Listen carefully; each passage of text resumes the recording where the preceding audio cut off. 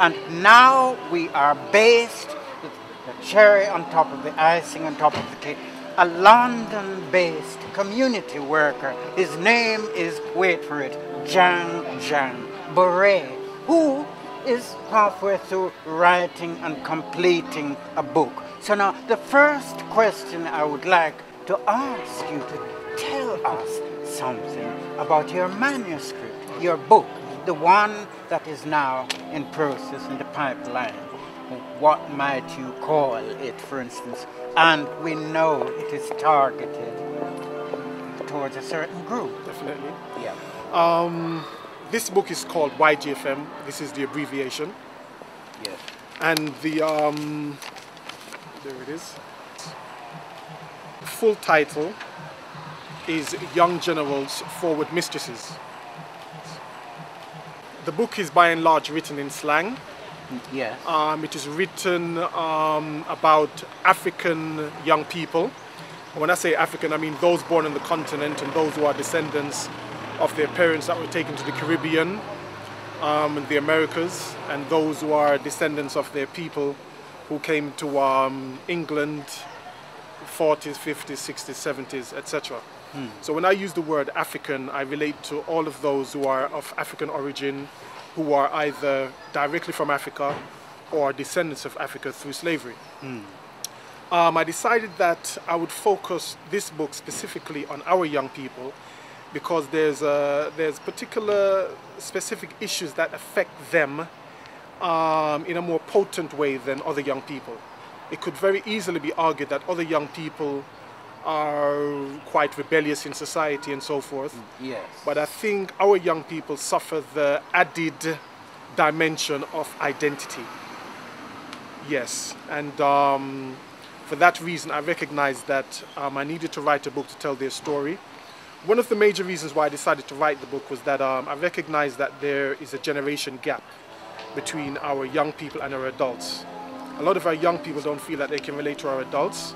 A lot of our adults don't feel that they can relate to the young people. And I recognize that if we are not in communication with each other and the young people feel that they need to solve all their problems by themselves, then it means that if they don't have the right analysis, then we can end up in a very terrible situation, which I could argue that we're already at that point. As you know, our communities all over England is suffering something called postcode wars. Yes. And I don't see why a young person should be stabbed or shot or beaten up for entering another area where there is a predominant occupation of African young people who believe that they need to harm another young person who looks like themselves because he has entered in their area. It's a very strange phenomenon that it really needs to be addressed. So that's another context. Another context is that I recognize that on a whole, our adults and our young people don't take theater seriously enough. I think theater is one of the most important mediums of transferring one's culture in a very direct way. For the benefit of listeners of this DVD, we need to have the title. I know you gave me the title. Could we have it again? Because we are going to look out for it here in Nottingham and as well as the regions. I will say something about that book in the waiting on my own website. Could you give us the name of that book? The book is entitled YGFM, that's the abbreviation, and YGFM, the hieroglyphics of modern day literature. And the full title is Young Generals Forward Mistresses.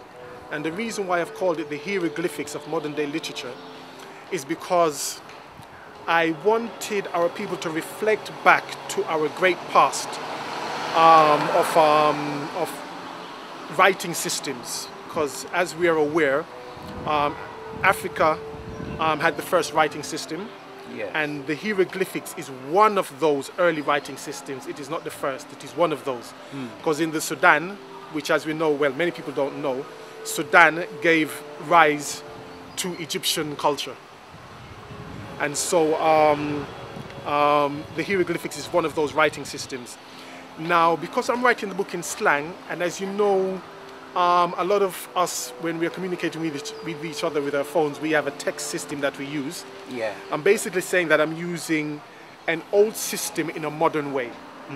You see, because slang is really code and a certain way of speech, and so is text language. I also gave this subtitle as well, which is also a hyperbole, the hieroglyphics of modern day literature, is because I want to challenge our people to bring out their own creativity, because many young people and many adults have a lot of creativity within them, but it's not being explored because we have for too long focused on the negative aspects of our creativity. We sing music, but by and large what we sing about is not things that empower us. And we make films, but by and large the films that we make are not films that empower us. No. And they're sometimes too one-dimensional. They don't show the cause of why we behave certain ways, which is not reflective of who we are.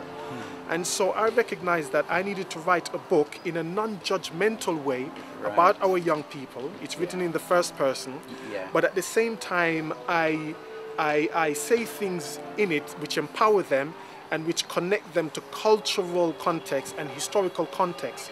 Because when our young people are divorced from a cultural understanding of who they are and how they're supposed to behave, and when they're detached from a historical context and understanding of who they are, our experiences, our story, many of them don't even understand the experience of their parents or grandparents who came here in the 50s, 60s, 70s. Many of them don't even know the cause and the reasons behind the riots that happened in the, not just the 50s, the 80s, which is just the other day. The London riots, the Toxteth riots, the Moss Side riots, the Handsworth riots, and all these, they're not aware of it. You know, so because they're not aware of the cultural context, I believe that what's happened is that we've become drugged in materialism. We've become drugged in materialism and entertainment. Yeah, and this has brought us to the stage. Thank you very much for answering so eloquently that I really must pay tribute to the fact that you've left something of yourself behind. You're saying bye-bye to us. I will hold on to this. I will treasure the fact. What's it called? Okay. Jang Jang, the poet. Yes, this is a poetry book that I wrote in 2001. Yeah. And I'll give you a quick poem from this, and then I'll give you one poem that's connected to this book here. Yeah. This poem is called The Raining Sun. Yeah. The sun echoes through voices as it riseth from the east and stirs up many a dishes before positioning itself at west, representing growth and light, being the opposite tonight, compromising man to sun, what shall I wear before you're gone? Shorts and t-shirts, bikinis, lightwears, all to state the time of year. Rounders, volleyball, cricket, tennis, ironing, cooking, too cool for that. Outings, adventures, anticipated, look how long we all have waited. Being an act that God created, the thick dark clouds could not deny. The radiant rays that mean so much to every and any a gentle touch. 365 divided in quarters, to this I owe the most in trust. You'll always be and never leave me, this pleasant need I want for life. Yield yourself, remain forever, is all I ask of you, my son. This poem is called YGFM, and another title, it's a double title, and the other title is Celebration and Tragedy. A lot of people say that the poem ends in almost as if the poem hasn't ended, but this is the spirit of the poem because it relates to the book and the way of life of our young people. And it goes like this. When Shakespeare wrote To Be or Not to Be, who would have thought of FM and YG? Living in a world of changing phenomenons, who would have dreamt of a time for the African? Rising to glory along with the Caribbeans, sharing of cultures with African Americans. Footballers and boxers creating a spark, Bimmers and Benz lining their car parks. Economic rituals and technological feasts, student fee mortgages dropped right at your feet. Grime, Afrobeat bashment, what a wonderful reenactment. Calypso, rap, lovers rock, such splendid reattachments. Migrating solitudes one place to another. Internet miseries exchange with my brother. Road youths and snitches, piff girls and witches, mans from wrong endings end up in ditches. From the power of the pen, here goes it. From ours truly, Jang Jang Bureh. I want to thank you very much. And thank you very much for the interview. And thank you, Norma, for inviting me. Well done.